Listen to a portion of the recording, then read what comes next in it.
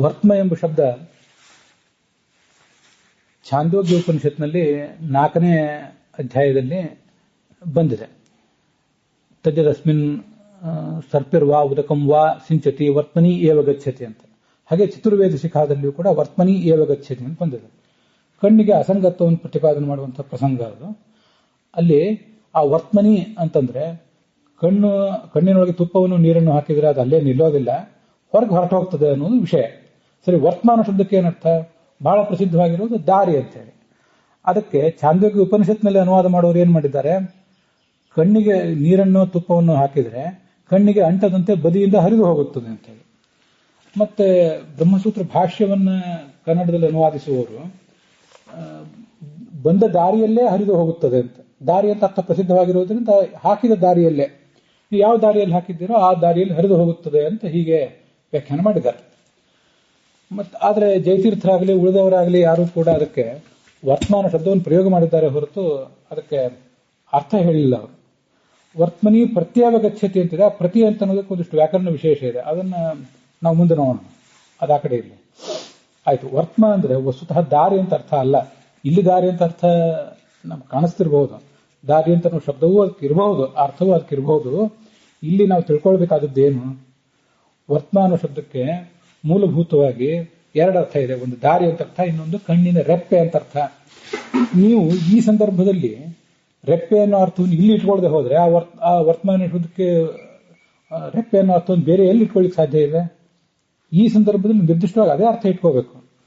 ಸ್ವಾರಸ್ಯದ ಸಂಗತಿ ಅಂದ್ರೆ ಛಾಂದೋಗ್ಯ ಭಾಷ್ಯ ಶಾಂಕರ ಭಾಷ್ಯದಲ್ಲೂ ಕೂಡ ಶಂಕರಾಚಾರ್ಯರು ವರ್ತಮನಿ ಏವ ಪಕ್ಷ್ಮಾವೇವ ಗಚ್ಚತಿ ಅಂತ ಅರ್ಥ ಬರೆದಿದ್ದಾರೆ. ಪಕ್ಷ್ಮ ಅಂದ್ರೆ ರೆಪ್ಪೆ. ಪ್ರಾಯ ಅವರು ನಮಗೀಗ ಸಿಗೋ ಶಬ್ದ ಪಕ್ಷ್ಮಣಿ ಪಕ್ಷ್ಮಾಣಿ ಅಂತ ನಕಾರ ಅಂತ ಶಬ್ದ. ಅವರು ಪ್ರಾಯ ಪಕ್ಷ್ಮಣಿ ಅಂತ ಅಕಾರಾಂತವಾದ ಶಬ್ದವನ್ನು ಇಟ್ಕೊಂಡಿದ್ದಾರೆ. ಹಾಗೂ ಕೆಲವು ಇರ್ತಾವೆ, ಅದೀಗ ನಾವು ಬೇಡ. ಅಂತೂ ವರ್ತಮ ಅನ್ನೋ ಶಬ್ದಕ್ಕೆ ಪಕ್ಷ್ಮ ಕಣ್ಣಿನ ರೆಪ್ಪೆ ಅಂತ ಅರ್ಥ ಬರೆದಿದ್ದಾರೆ ಅವರು. ಪಕ್ಷ್ಮ ಅದು ಅದಕ್ಕೆ ಹಿಂದಿಯಲ್ಲಿ ಸಂಸ್ಕೃತದಲ್ಲಿ ನೇತ್ರಚ್ಛದ ನಯನಚ್ಛದ ಅಂತ ಕರೀತಾರೆ. ಹಿಂದಿಯಲ್ಲಿ ಅದಕ್ಕೆ ಬಿರನಿ ಅಂತ ಕರೀತಾರೆ, ಬಿರನಿ ಅಂತ. ಹೀಗೆ ಇಲ್ಲಿ ನಾನು ತುಂಬಾ ಪ್ರಯತ್ನ ಪಟ್ಟಾಗ ಒಂದು ಸಂಗತಿ ಗಮನಕ್ಕೆ ಬಂತು. ಏನಂದ್ರೆ ಇಂಗ್ಲಿಷ್ನಲ್ಲಿ ಐಲಿಡ್ ಮತ್ತು ಐಲ್ಯಾಶ್ ಅಂತ 2 ಪ್ರತ್ಯೇಕ ಶಬ್ದಗಳಿವೆ. ಐಲಿಡ್ ಅಂದ್ರೆ ಕಣ್ಣಿಗೆ ಏನಾದ್ರು ತೊಂದರೆ ಆದ್ರೆ ಒಂದು ಚರ್ಮದ ಪಟಲ ಅದನ್ನು ಮುಚ್ಚುತ್ತದಲ್ಲ, ಅದಕ್ಕೆ ಐಲಿಡ್ ಅಂತಾರೆ. ಲಿಡ್ ಅಂದ್ರೆ ಮುಚ್ಚಳ, ನಮ್ಗೆಲ್ಲ ಗೊತ್ತಿದೆ. ಲ್ಯಾಶ್ ಅಂದ್ರೆ ಅದು ಕೆಳಗಿರುವ, ಐ ಲ್ಯಾಶ್ ಅಂದ್ರೆ ಅದು ಕೆಳಗಿರುವಂತಹ ಕೂದಲುಗಳು. ಹೀಗೆ ಇಂಗ್ಲಿಷ್ನಲ್ಲಿ 2 ಶಬ್ದ ಇದೆ. ಪ್ರಾಯ ಸಂಸ್ಕೃತದಲ್ಲಿ ಈ ವರ್ತಮ ಅನ್ನೋ ಶಬ್ದಕ್ಕೇನೆ ಆ ರೆಪ್ಪೆ ಅಂತನೂ ಅರ್ಥ, ಆ ರೆಪ್ಪೆ ಕೆಳಗಿರುವಂತಹ ಕೂದಲು ಅಂತನೂ ಅರ್ಥ. ಕನ್ನಡದಲ್ಲೂ ಕೂಡ ರೆಪ್ಪೆ ಎವೆ ಅಂತ ಶಬ್ದಗಳಿವೆ. ಅವೆರಡೂ ಕೂಡ ಐಲಿಡ್ ಮತ್ತು ಐಲ್ಯಾಶ್ ಎರಡನ್ನೂ ಕೂಡ ಪ್ರತ್ಯೇಕ ಒಟ್ಟಿಗೆ ಹೇಳ್ತವೆ ಅಂತ ಕಾಣಿಸ್ತದೆ ನನಗೆ ಅದನ್ನು ನೋಡಿದ್ರೆ. ಹಿಂದಿಯಲ್ಲಿ ಪಲಕ್ ಅಂತ ಮತ್ತೊಂದು ಶಬ್ದ ಇದೆ, ಕೆಲವು ಕಡೆ ಹಾಗೆ ಅನುವಾದ ಮಾಡಿದ್ದಾರೆ. ಪಲಕ್ ಅನ್ನೋದಕ್ಕೂ ಕೂಡ ಐಲಿಡ್ ಅಂತಾನೆ ಅರ್ಥ.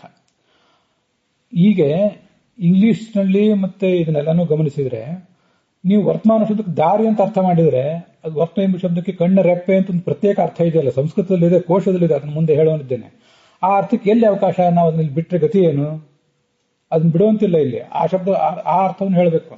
ದಾರಿ ಬದಿ ಅಂತ ಹಾಗೆಲ್ಲ ಅರ್ಥ ಮಾಡಬಾರ್ದು ಅದಕ್ಕೆ. ಆಯ್ತು. ಎಲ್ಲೆಲ್ಲಿದೆ ಆ ಅರ್ಥ ಅಂದ್ರೆ ಅಮರಕೋಶದಲ್ಲಿದೆ, ಹಲಾಯುಧ ಕೋಶದಲ್ಲಿದೆ. ಅದನ್ನೆಲ್ಲ ಈಗಿಲ್ಲಿ ಉದ್ಧರಿಸಿ ಹೇಳ್ತೇನೆ, ಅದನ್ನು ಗಮನಿಸಿ.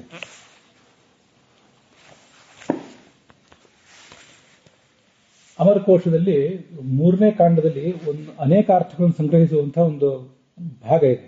ಅಲ್ಲಿ ವರ್ತಮ ನೇತ್ರಚ್ಛದೆ ಧ್ವನಿ ಅಂತಿದೆ. ವರ್ತಮ ಎಂಬ ಶಬ್ದವು ನೇತ್ರಚ್ಛದೆ ರೆಪ್ಪೆ ಎಂಬ ಅರ್ಥದಲ್ಲಿ ಸಪ್ತಮಿ ವಿಭಕ್ತಿ ಗಮನಿಸಬೇಕು. ಅಧ್ವನಿ ಮಾರ್ಗ ಎಂಬ ಅರ್ಥ. ಹೀಗೆ 2 ಅರ್ಥದಲ್ಲಿ ಅದನ್ನ ತೋರಿಸಿದ್ದಾರೆ. ಅವೆಲ್ಲವೂ ಕೂಡ ಇರುವುದು, ಆ ಪ್ರಕರಣ ಎಲ್ಲ ಇರುವುದೇ 2 ಅರ್ಥಗಳನ್ನು ಕೊಡುವಂತಹ ಶಬ್ದಗಳ ಸಂಗ್ರಹದಲ್ಲಿ. ಹೀಗೆ 2 ಅರ್ಥ ಪ್ರತ್ಯೇಕವಾಗಿದೆ. ಇದು ಅಮರಕೋಶದಲ್ಲಿ ಕಂಡು ಬರುತ್ತದೆ. ಹಲಾಯುಧ ಕೋಶದಲ್ಲಿಯೂ ಕೂಡ ವರ್ತಮ ಎಂಬ ಶಬ್ದಕ್ಕೆ ನಯನಚ್ಛದ ಮತ್ತೆ ಹಾಗೆ ನೇತ್ರಚ್ಛದ ಅಂತ ಹೀಗೆ 2 ಥರದ ಅರ್ಥಗಳನ್ನು ಹೇಳಿದ್ದಾರೆ. ಮಾರ್ಗ ಅನ್ನೋ ಅರ್ಥ ಅಂತೂ ಇದ್ದೇ ಇದೆ. ಅದಲ್ಲದೆ ನೇತ್ರಚ್ಛದ ನಯನಚ್ಛದ ಅಂತ ಹೇಳಿ ಅಶ್ವವೈದ್ಯಕ, ಕುದುರೆಗಳು ವೈದ್ಯಕೀಯಕ್ಕೆ ಸಂಬಂಧಪಟ್ಟಂತೆ ಸಿತಾಸಿತಂ ಚ ತನ್ಮಧ್ಯೆ ನೇತ್ರಯೋರ್ ಮಂಡಲಂ ಹಿತತ್ ಪ್ರಚ್ಛಾದನಂ ಭವೇದ್ವರ್ತಮ ಅಂತ ಅಲ್ಲಿ ವರ್ತಮಾನ ಶಬ್ದವನ್ನ ಪ್ರಯೋಗ ಮಾಡಿದ್ದಾರೆ. ಇದಲ್ಲದೆ ಆಯುರ್ವೇದದಲ್ಲಿ ವರ್ತಮ ರೋಗ ಅಂತ ಒಂದು ಪ್ರತ್ಯೇಕ ವಿಭಾಗವೇ ಇದೆ. ಅದೆಲ್ಲ ಕಣ್ಣಿನ ರೆಪ್ಪೆಗೆ ಸಂಬಂಧಪಟ್ಟಂತೆ ವಿಭಾಗ.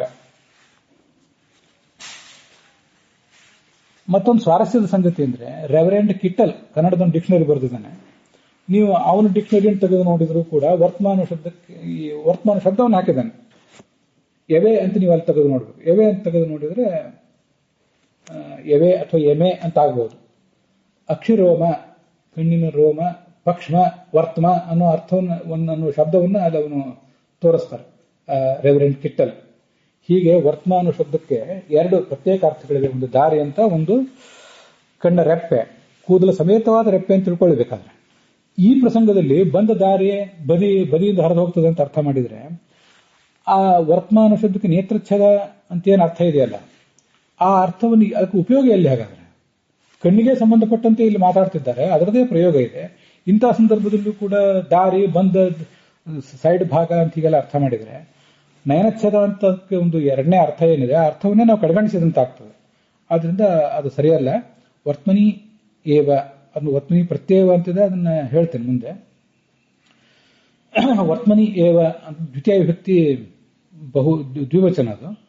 ಅದನ್ನು ಕುರಿತು ಹೋಗ್ತದೆ. ಅಂದ್ರೆ ಕಣ್ಣಿನ ಆ ರೆಪ್ಪೆ ಏನಿದೆ, ರೆಪ್ಪೆಯಿಂದ ಹೊರಗೆ ಬಂದು ರೆಪ್ಪೆ ಕಡೆಗೆ ಹೋಗ್ತದೆ, ಅಲ್ಲಿಂದ ಹೊರಗೆ ಬಂದು ಬೀಳ್ತದೆ ಅಂತ ಮುಂದೆ ತಾತ್ಪರ್ಯ ಅರ್ಥ. ವರ್ತಮ ಎಂಬ ಶಬ್ದದ ಅರ್ಥದ ಬಗ್ಗೆ ವಿದ್ವಾಂಸರು ನನ್ನ ಅಭಿಪ್ರಾಯವನ್ನು ಪರಿಶೀಲಿಸಬೇಕು.